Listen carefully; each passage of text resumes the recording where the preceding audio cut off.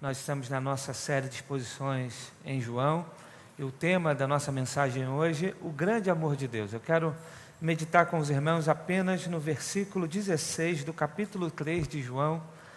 É o versículo mais conhecido da Bíblia, João capítulo 3, versículo 16, todo mundo sabe de cor.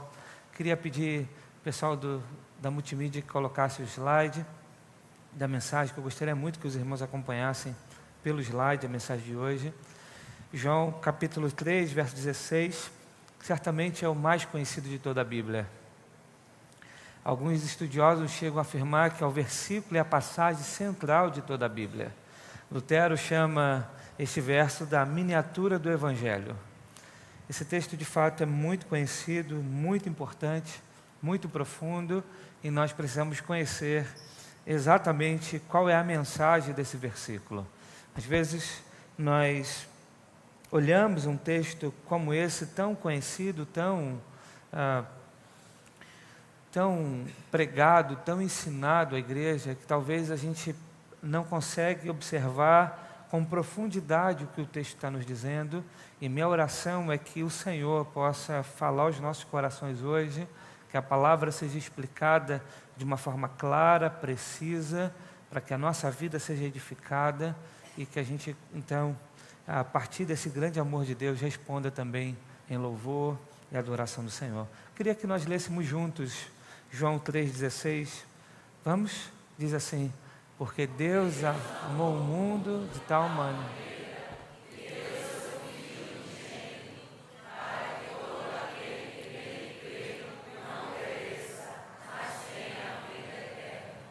Amém.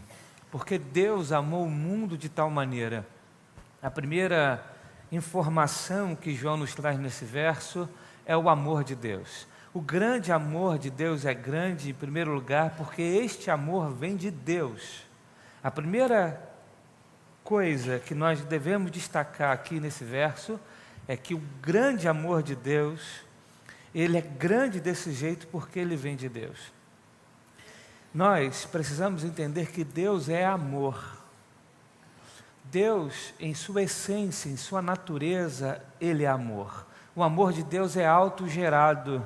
O amor de Deus não está condicionado ao objeto do amor. O amor de Deus vem dele mesmo. O amor é a sua própria natureza, a sua própria essência. Deus é amor. A palavra amor é desenvolvida de uma forma muito profunda no Evangelho de João. João utiliza a palavra amor muitas vezes no seu texto. Ele fala do amor do pai para o filho, ele fala do amor do filho para o pai, ele fala do amor dos discípulos para Deus, ele fala do amor em que nós devemos ter uns para os outros. João, de fato, é o discípulo do amor, ele fala muito sobre amor. Eu queria mostrar para os irmãos alguns textos que eu considero importante nessa exposição, para a gente perceber como João ele está recheado de amor. Ele fala que o pai ama o filho. Em alguns textos, eu queria apenas ler alguns. Diz assim, João 3,35 diz, o pai ama o filho e entregou tudo em suas mãos. João 15, verso 9 a 10 diz, como o Pai me amou, assim eu o amei. Permaneçam no meu amor. Se vocês obedecerem os meus mandamentos, permanecerão no meu amor. Assim como tenho obedecido aos mandamentos de meu Pai, e em seu amor permaneço. Então, o texto, esses dois versículos que nós lemos, fala do amor do Pai pelo Filho. Há outros textos que a gente poderia citar, mas não iremos fazer por conta do horário. Mas João capítulo 15, versos 9 a 10, João capítulo 17, versos 23 a 26, também são textos que mostram o amor do Pai pelo Filho. Mas João também mostra o amor do Filho pelo Pai. João capítulo 14, verso 31 diz, todavia, para que o mundo saiba que amo o Pai e que faço o que meu Pai me ordenou, levanta-se, vamos-nos daqui. Esse texto é um texto que mostra que Jesus também amava o Pai. Jesus veio ao mundo para obedecer o Pai, para cumprir a missão do Pai. E Jesus faz isso em amor. João também diz para nós que Jesus ama aqueles que lhe pertencem. E seus verdadeiros discípulos. Jesus ama os seus discípulos. Isso está em muitos textos da Bíblia. Por exemplo, João capítulo 11, verso 5, João capítulo 13, verso 1, 33, 34, João 14, 21, João 15, de 9 a 12, João 21, de 7 a 20. Mas eu quero ler apenas um. João 13, versículo 1, diz assim: um pouco antes da festa da Páscoa, sabendo Jesus que havia chegado o tempo em que deixaria este mundo e iria para o Pai, tendo amado os seus que estavam no mundo, amou-os até o fim. Então João mostra para nós que Jesus também amava seus discípulos.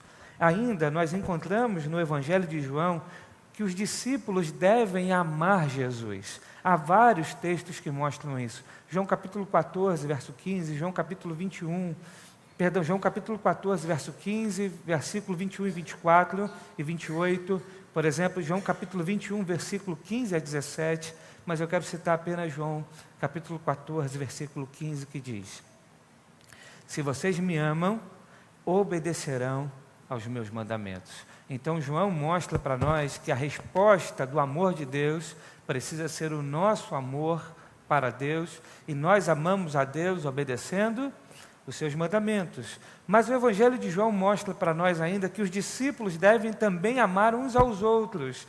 João capítulo 13, versículo 34 e 35, fala sobre isso. João capítulo 15, versículo 12 a 17. Mas quero citar João 13, 34 a 35, que diz: um novo mandamento lhes dou, amem-se uns aos outros, como eu os amei. Vocês devem amar-se uns aos outros. Com isso, todos saberão que vocês são meus discípulos, se vocês se amarem uns aos outros. Então a Bíblia mostra, o Evangelho de João nos mostra que João desenvolve esse tema, essa temática do amor de Deus. Por que isso é importante entender? Porque João, ele estabelece uma teologia dessa relação de amor entre o Pai, o Filho e a sua igreja, para demonstrar que Deus tanto ama, porque Ele é amor. E isso não é por causa do objeto que recebe o seu amor, não é por causa do objeto que está sendo amado, mas por causa de Deus, por causa dele mesmo, porque Deus é amor. Então, quando a gente lê, porque Deus amou o mundo de tal maneira, nós precisamos compreender, em primeiro lugar, que Deus amou o mundo de tal maneira, não por causa do mundo, mas por causa de Deus. Por causa dele mesmo. Ele é amor. Ele amou o mundo de tal maneira. Esse amor é comunicado, é revelado a nós, porque Deus, em sua essência, é amor. Isso faz muita diferença, e nós vamos ver quando a gente entender o que João quer nos ensinar a respeito da palavra mundo. E aí, meus irmãos, em segundo lugar, o amor de Deus é grande porque é imerecido. O amor de Deus é grande porque é imerecido. E por que o amor de Deus é imerecido? Porque João capítulo 3, verso 16, diz que Deus amou o mundo. E nós precisamos entender o que significa mundo. O que João quer dizer com a palavra mundo? Se nós pensarmos no sentido comum da palavra, pode ser que a gente use a palavra mundo para planeta, Terra, universo. A gente pode, no sentido geográfico, dizer que quando nós estamos falando de mundo, nós estamos falando do planeta, do universo. Mas a palavra mundo pode ter um outro sentido, também no senso comum. Por exemplo, podemos dizer mundo para o conjunto de todas as pessoas que vivem no mundo. No sentido antropológico, mundo pode se referir a todas as pessoas em todos os lugares. Então, mundo também, no sentido antropológico, pode se referir a todas as pessoas em todos os lugares. Mas também podemos usar a palavra mundo num significado temporal. Por exemplo, a gente pode dizer assim, o mundo dos antigos, o mundo da geração passada, era um mundo diferente dos de hoje. O mundo da década de 40, por exemplo, nessa foto, era um mundo totalmente diferente do mundo de hoje. Então, nós podemos dar o sentido da palavra mundo de várias formas, dependendo do contexto. Isso é importante. No Evangelho e na Bíblia é a mesma coisa. nós não podemos achar que todas as vezes que na nossa palavra, na Bíblia que nós temos na mão, quando ela se refere a mundo, ela está se referindo à mesma coisa. Os irmãos estão compreendendo? Temos que interpretar a palavra mundo dentro do seu contexto, porque senão nós podemos interpretar de forma equivocada o que o texto está querendo nos dizer. Por exemplo, há textos na Bíblia que fala que Deus amou o mundo, ok? João 3,16. Mas há texto que diz, olha, se você amar o mundo, você é inimigo de Deus. Ora, se mundo tem apenas um significado, que estranho Deus dizer que ama o mundo e nós não podemos amar. Os irmãos estão percebendo? Então, entender a palavra mundo dentro do contexto bíblico é necessário, é importante. Nós não podemos achar que todas as vezes que a Bíblia fala de mundo, ela está falando do mesmo sentido e significado. E o que importa para nós hoje?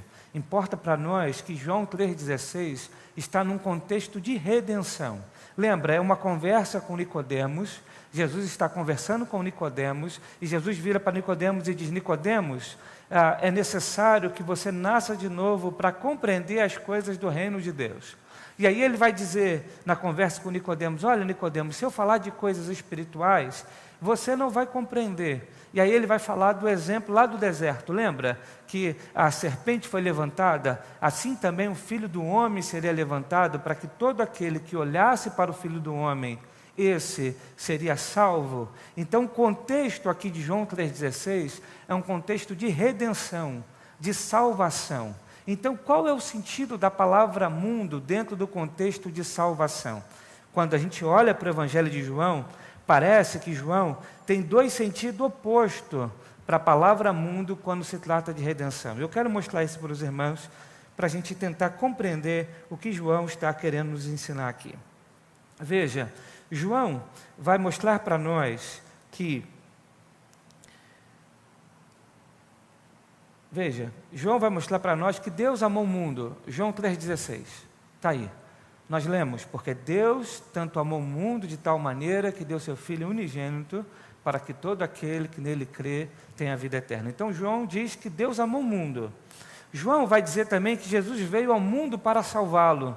João capítulo 3, verso 17 diz, pois Deus enviou seu Filho ao mundo, não para condenar o mundo, mas para que este fosse salvo por meio dele. João 12, 47 afirma a mesma coisa. Se alguém ouve as minhas palavras e não os guarda, eu não julgo, pois não vim para julgar o mundo, mas para salvá-lo. Então João afirma para nós no seu evangelho que Jesus veio ao mundo para salvá-lo. João ainda diz que Cristo é a luz do mundo. Veja, João 8,12, falando novamente ao povo, Jesus disse, eu sou a luz do mundo, quem me segue nunca andará em trevas, mas terá a luz da vida. João capítulo 9, versículo 5, ele diz, enquanto estou no mundo, sou a luz do mundo. João ainda afirma que Jesus é o Salvador do mundo. João 4, 42 vai dizer, e disseram à mulher, agora cremos, nós, não somente por causa do que você disse, pois nós mesmos ouvimos e sabemos que este é realmente o Salvador do mundo. João ainda diz que Jesus é a propiciação pelos pecados do mundo. Veja, João 1, 29, o texto diz, no dia seguinte João viu Jesus aproximando-se e disse, vejam, é o Cordeiro de Deus que tira o pecado do mundo. João diz que ele é aquele que dá a vida ao mundo. João capítulo 6, verso 33 vai dizer, pois o pão de Deus é aquele que desceu do céu e dá a vida ao mundo. João 6,51 diz, eu sou o pão vivo que desceu do céu, se alguém comer deste pão, viverá para sempre. Este pão é a minha carne, que eu darei pela vida do mundo. Então, em primeiro momento, parece que João está dizendo que Deus veio salvar o mundo, que Deus enviou seu Filho ao mundo para salvar o mundo, Ele é a luz do mundo. E aí, se a gente entender que João está falando de mundo como universo, ou como o conjunto de todas as pessoas. Pode ser que a gente olhe para outra coleção de versículos que nós vamos ver daqui por diante e vai dizer assim: espera aí, então João está se contradizendo, porque ele vai trazer agora uma outra ideia de mundo, totalmente oposto dessa ideia de mundo que nós vimos até aqui. Veja, uma outra coleção de texto. João vai dizer, isso tudo no Evangelho de João, tá, meus irmãos? João vai dizer o seguinte, que Jesus veio para salvar os seus que estavam no mundo. Então agora, João não diz que ele veio para salvar o mundo, mas veio para salvar os seus que estavam no mundo. Olha que interessante. João 13, verso 1. Um pouco antes da festa da Páscoa, sabendo Jesus que havia chegado o tempo que deixaria este mundo, iria para o Pai, tendo amado os seus que estavam no mundo, amou-os até o fim. João capítulo 14, verso 17 diz: o Espírito da verdade, o mundo não pode recebê-lo, porque não o vê nem o conhece, mas vocês o conhecem, pois ele vive com vocês e estará em vocês. João 14, 19 diz: dentro de pouco tempo o mundo já não me verá mais, vocês porém me verão, porque eu vivo, vocês também viverão. João capítulo 14, verso 22 diz: disse então Judas, não Iscariotes: Senhor, mas por que te revelarás a nós e não ao mundo? João capítulo 17, verso 6 diz: eu revelei teu nome àqueles que do mundo me deste. Eles eram teus, tu o deste a mim, e eles têm guardado a tua palavra. João 17, 9 diz: eu rogo por eles, não estou rogando pelo mundo, mas por aqueles que me deste, pois são teus. João 17, 15 diz: não rogo que os tires do mundo, mas que os protejas do maligno. João 17, 24 diz: Pai, quero que os que me deste estejam comigo onde eu estou, e vejam a minha glória, a glória que me deste, porque me amaste antes da criação do mundo. Então esses textos mostram para nós que João agora está falando que a redenção não é mais do mundo, mas daqueles que estão no mundo e que pertencem a Deus. Ué, então João está se contradizendo? Olha, veja que João continua mostrando para nós que ele não está se referindo ao mundo como um todo. João capítulo 17, verso 14, vai mostrar que os discípulos de Jesus também não são do mundo. Veja, deles a tua palavra e o mundo os odiou, pois eles não são do mundo, como eu também não sou. Verso 18 diz: assim como enviaste ao mundo, eu os enviei ao mundo. João ainda vai dizer que o mundo não reconheceu a Jesus e ainda persegue seus discípulos. Veja, João verso 1 e 10 diz: aquele que a palavra estava no mundo, e o mundo foi feito por intermédio dele, mas o mundo não o reconheceu. João 16, verso 33 diz: eu lhes disse essas coisas para que em mim vocês tenham paz.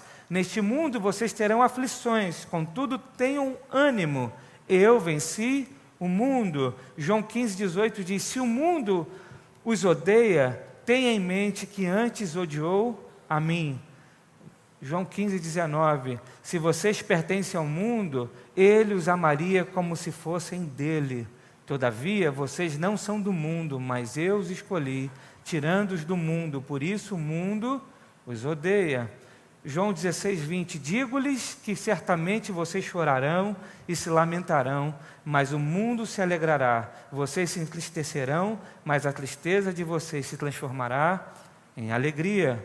João 14, 27, deixo-lhe a paz, a minha paz lhes dou, não dou como o mundo a dá, não se perturbem os seus corações, nem tenham medo. Então João mostra para nós que o mundo não reconheceu a Jesus e ainda persegue seus discípulos. João ainda, segura aí meus irmãos, mais um pouquinho, João ainda vai dizer que a relação do mundo, vai falar da relação do mundo com o maligno, veja, e aqui João ainda vai dizer que o mundo é julgado. Olha o texto de João capítulo 12, verso 31, chegou a hora de ser julgado este mundo, agora será expulso o príncipe deste mundo.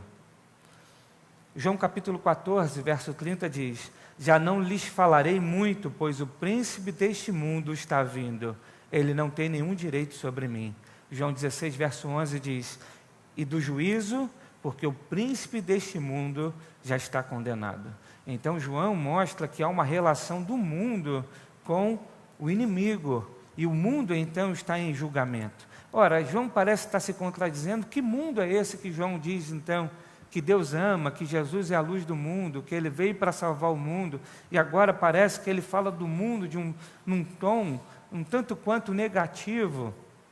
Pois bem, João ainda vai dizer que o mundo não conhece a Deus e precisa crer em Jesus.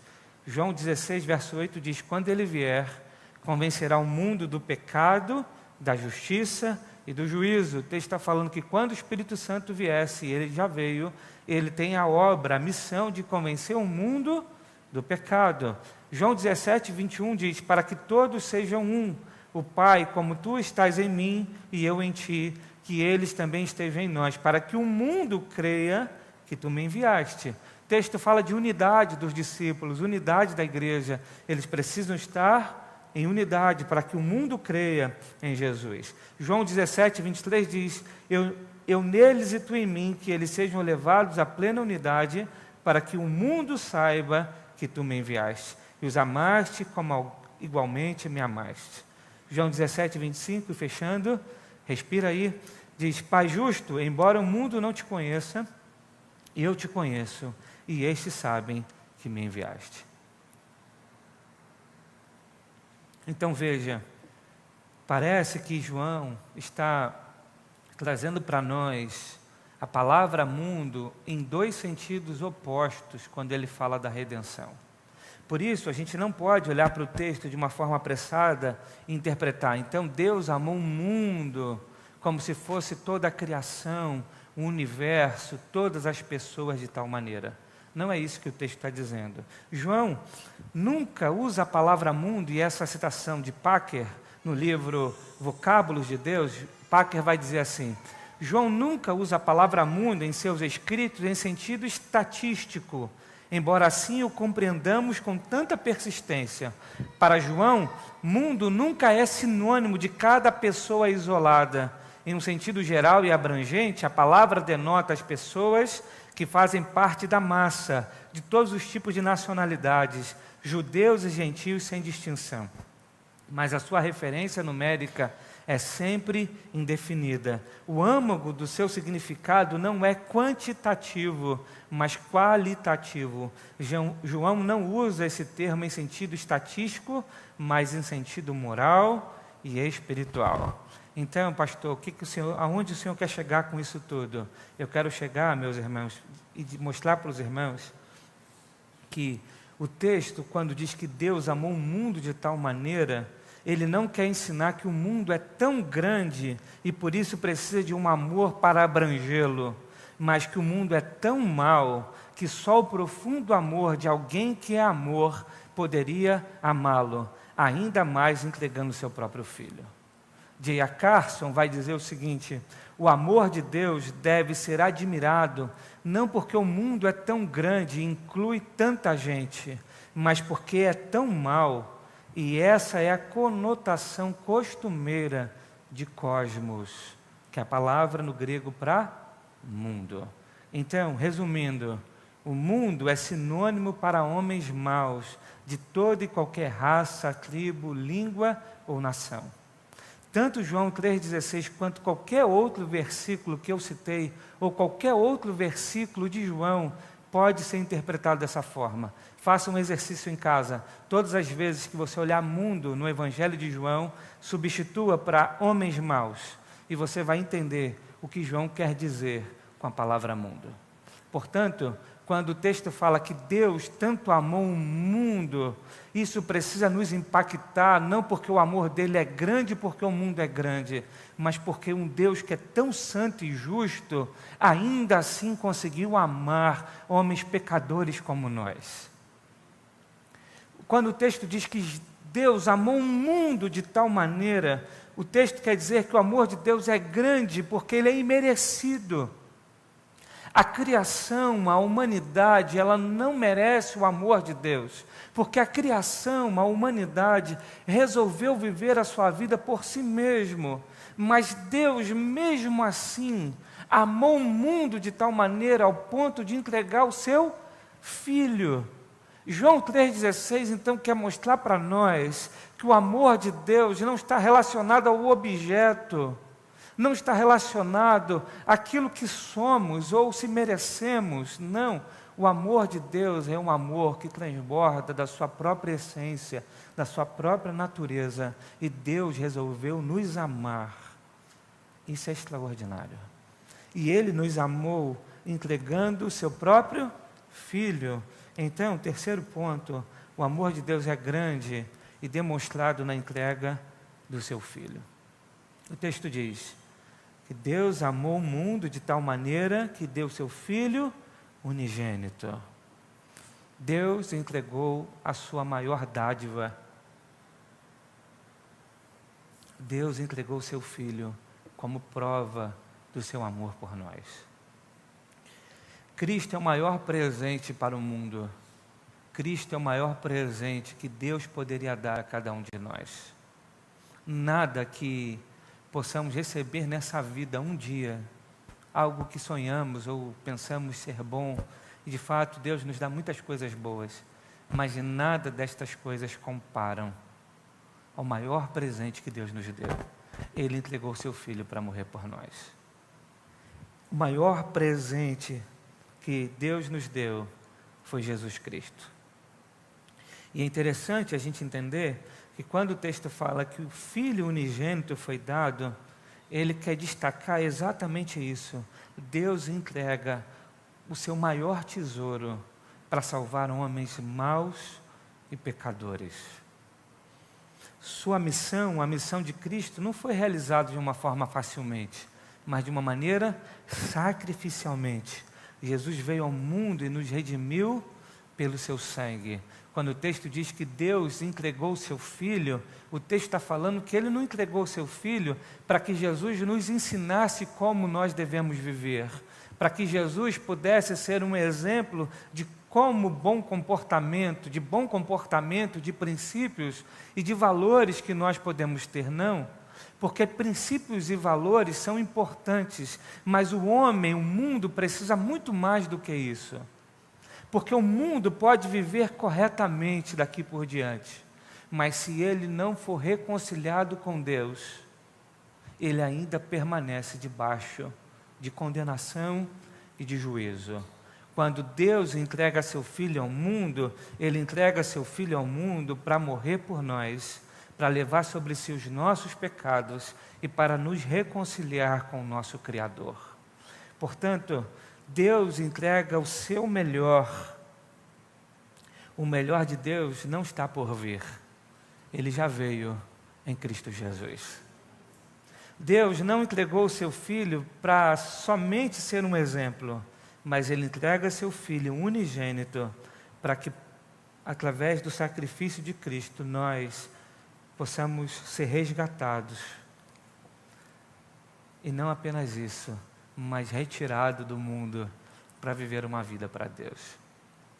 Ah, meus irmãos, a cruz foi um resultado do coração de Deus.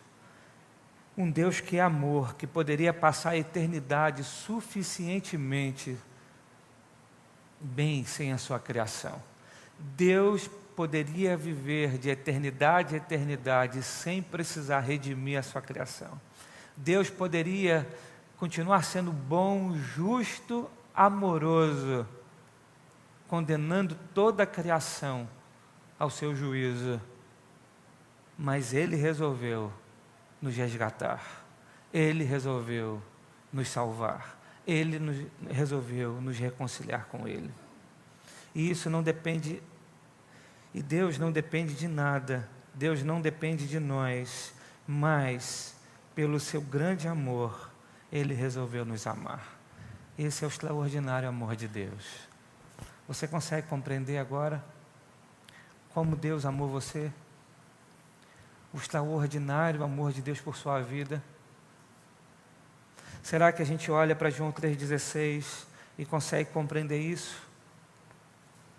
que Deus resolveu amar você sem que você merecesse, e Ele fez isso entregando seu Filho para morrer em teu lugar. Essa mensagem do Evangelho, como eu já disse outras vezes, é tão batida, que muitas vezes nós perdemos o choque e o impacto do que o texto quer mostrar para nós. O texto mostra para nós o profundo amor do Pai, o profundo amor do Deus Criador de todas as coisas. Mas, em quarto lugar, o amor de Deus é grande e só pode ser desfrutado de forma plena pelos que creem. Isso é algo importante a ser destacado. O amor de Deus é grande e só pode ser desfrutado de forma plena pelos que creem. Porque o texto continua, ele diz: para que todo o que nele crer não pereça, mas tenha a vida eterna. O que João está nos ensinando? Que esse amor de Deus, ele só pode ser experimentado de forma plena pelos que creem. É claro que toda a humanidade, toda a criação recebe resquícios ou é afetada pelo grande amor de Deus. A graça comum é uma demonstração disso. Ímpios e justos recebem sol, chuva, bênçãos, dádivas. Então, de alguma maneira, toda a humanidade experimenta o amor de Deus, mas de uma maneira plena. O texto diz que só os que creem. Porque Deus amou o mundo de tal maneira que deu seu Filho unigênito para que todo aquele que nele crê tenha a vida eterna. O mundo, meus irmãos, está sob a ira de Deus, e ninguém seria salvo se não fosse o grande amor de Deus em entregar o seu único Filho. Essa entrega está ligada à sua morte por nós na cruz, pois, como ele disse anteriormente, o Filho foi levantado, em João 3, 14, 15, no verso 17 vai dizer que o Filho é entregue ao mundo para salvá-lo. Então, meus irmãos, só aqueles que experimentam esse amor de uma forma plena são aqueles que creem. João capítulo 3, verso 36 vai dizer: quem crê no Filho tem a vida eterna, já quem rejeita o Filho não verá a vida, mas a ira de Deus permanece sobre ele.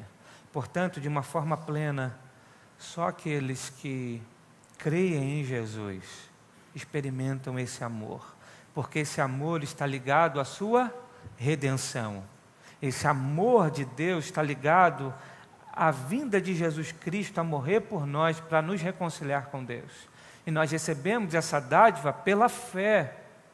Portanto, aquele que não tem fé em Cristo, aquele que não crê em Jesus, não experimenta de forma plena esse amor de entrega sacrificial, não experimenta de forma plena esse amor que tira o homem das trevas para a luz, não experimenta de forma plena esse amor que livra o homem da ira de Deus e faz com que ele agora se torne um justificado. Aquele que não crê, não experimenta o amor que tira o homem do inferno e conduz esse homem ao céu. Portanto, é necessário crer. E é interessante, Hernandes Dias Lopes, comentando esse texto, ele vai dizer: o texto não diz que Deus deu seu Filho a todos os que guardam a lei, a todos que foram eticamente sadios, a todos os religiosos, a todos que praticam boas obras, a todos os sinceros, a todos que amam a si mesmo. Mas o grande Deus deu seu Filho unigênito para todo aquele que nele crer. Portanto, para receber essa dádiva, para receber esse grande amor de Deus, é necessário crer. Eu queria que você pensasse nisso. E agora eu quero rapidamente trazer algumas aplicações desta explicação do texto para nós. A primeira, precisamos acreditar, meus irmãos, que éramos pecadores irreconciliáveis, merecedores do castigo de Deus. Precisamos crer que quando João fala de um mundo mau, caído, perverso, João está se referindo a nós e não ao outro. Se nós não olharmos para o nosso próprio espelho e perceber que esse amor de Deus é um amor imerecido, porque nós não fazemos nada para merecer esse cuidado de Deus, esse amor de Deus, ainda a nossa relação vai ser uma relação de justiça, de mérito. Nós sempre agiremos com Deus como se Deus estivesse nos devendo alguma coisa. As nossas orações sempre serão orações como se nós fizéssemos alguma coisa para que Deus nos respondesse.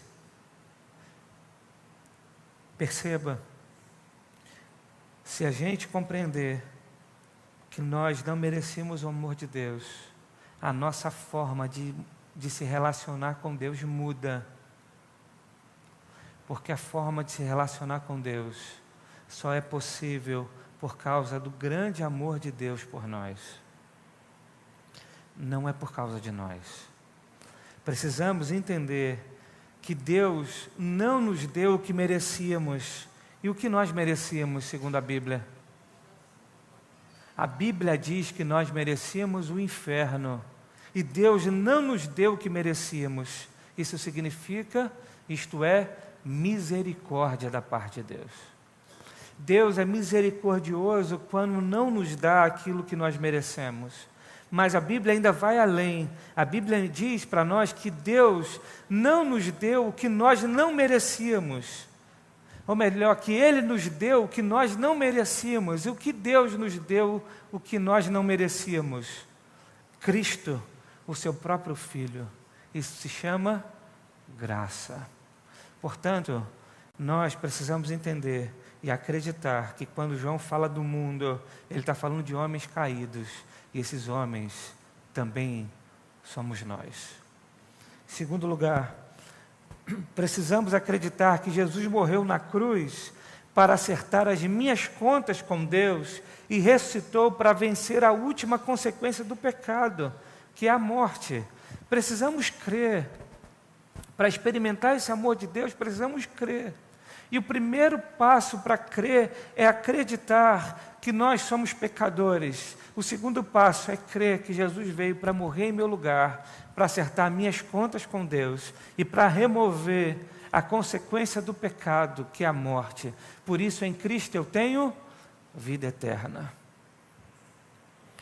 Precisamos, então, depois de acreditar que somos pecadores e que Cristo morreu por nós e nos salvou, precisamos agora descansar na verdade do Evangelho. A fé, então, não é apenas algo que nós temos em um momento, mas a fé é algo contínuo na nossa vida. Precisamos descansar no Evangelho. Volta e meia, as circunstâncias da vida nos farão acreditar que nós não estamos seguros no Evangelho. Volta e meia, os problemas, as dificuldades, os nossos tropeços, os nossos desânimos, as nossas fraquezas vão fazer com que nós acreditemos que nós não estamos salvos em Jesus. Essa é a hora de continuar exercitando a fé e descansando no Evangelho. Nós somos salvos por Cristo e não por nossas obras. Preste atenção nisso. Você é salvo por Cristo. O grande amor de Deus, por causa do grande amor de Deus. Mas existem consequências que são naturais à verdadeira fé, e a gente precisa entender isso. A fé verdadeira vai gerar obediência aos mandamentos. O que é obediência aos mandamentos? A vontade de amar a Deus. Aquele que tem fé em Cristo, que entendeu o grande amor de Deus, desejará amar a Deus, terá vontade de amar a Deus. Ele demonstrará isso como? Obedecendo os mandamentos. Ainda, aquele que tem fé verdadeira, ele vai praticar as boas obras. Por quê? Porque ele vai ter uma vontade de agradar a Deus. Ele não apenas tem uma vontade de amá-lo, mas tem uma vontade de agradá-lo. E ele vai fazer isso praticando boas obras. Ainda, a fé verdadeira vai buscar o Senhor. Por quê? Porque aquele que tem fé verdadeira tem vontade de conhecer a Deus. vontade de conhecê-lo cada vez mais. Ainda a fé verdadeira nos levará à luta contra o pecado. Por quê? Porque haverá uma vontade de viver a imagem de Cristo. Ainda a fé verdadeira nos levará à comunhão com a igreja. Por quê? Porque a fé verdadeira nos dá a vontade de servir a Deus com os nossos dons. Portanto, meus irmãos, Deus nos amou de tal maneira que foi capaz de entregar seu Filho para morrer por nós.